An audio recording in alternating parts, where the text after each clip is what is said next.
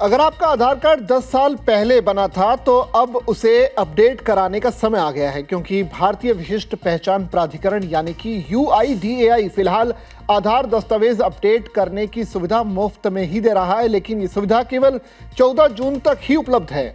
इसके बाद आधार अपडेट कराने के लिए आपको शुल्क देना होगा। अधिकारी ने लोगों को सलाह दी है कि वो पहले अपनी पहचान और पते से जुड़ी जानकारी समय रहते अपडेट करवा लें, ताकि बैंकिंग, सरकारी सब्सिडी और आधार से जुड़ी अन्य सेवाओं में किसी भी तरह की परेशानी ना हो।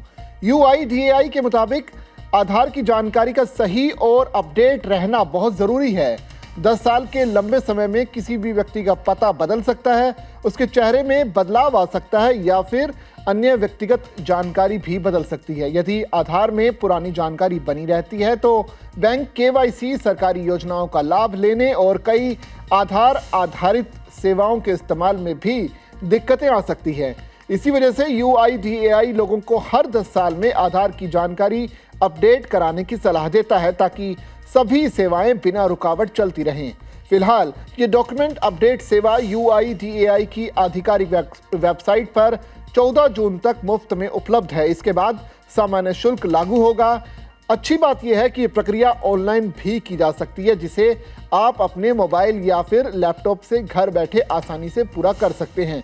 आधार अपडेट करने के लिए सबसे पहले UIDAI की वेबसाइट पर जाकर अपने आधार नंबर और OTP के जरिए लॉगिन करना होगा। इसके बाद डॉक्यूमेंट अपडेट विकल्प चुनना होगा। यहाँ आपको अपनी मौजूदा जानकारी की जांच भी करनी होगी और पहचान प्रमाण यानी कि POI तथा पते के प्रमाण POA से जुड़े वैध दस्तावेज अपलोड करने होंगे। इन दस्तावेजों में वोटर ID, पैन कार्ड या राशन कार्ड जैसे दस्तावेज भी शामिल हो सकते हैं।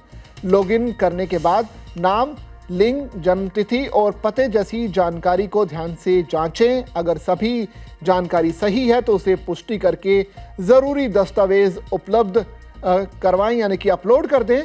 प्रक्रिया पूरी होने के बाद एक सर्विस रिक्वेस्ट नंबर यानी कि SRN नंबर भी जनरेट होगा, जिसकी मदद से आप अपने अपडेट का स्टेटस भी ट्रैक कर सकते हैं। ध्यान रखने वाली बात यह है कि अपलोड किए गए दस्तावेज साफ और पढ़ने योग्य होने चाहिए। यदि दस्तावेजों पर लिखा नाम आधार में दर्ज नाम से मेल नहीं खाता तो पहले उसमें सुधार कराना होगा। साथ ही फाइल का आकार 2 MB से ज़्यादा नहीं होना चाहिए और केवल JPEG, PNG या फिर PDF फॉर्मेट ही स्वीकार किए जाएंगे। समय सीमा नज़दीक है, इसलिए लोगों को सलाह दी जा रही है कि वो जल्द से जल्द ये प्रक्रिया पूरी कर लें, ताकि आगे किसी असुविधा का सामना ना करना पड़े।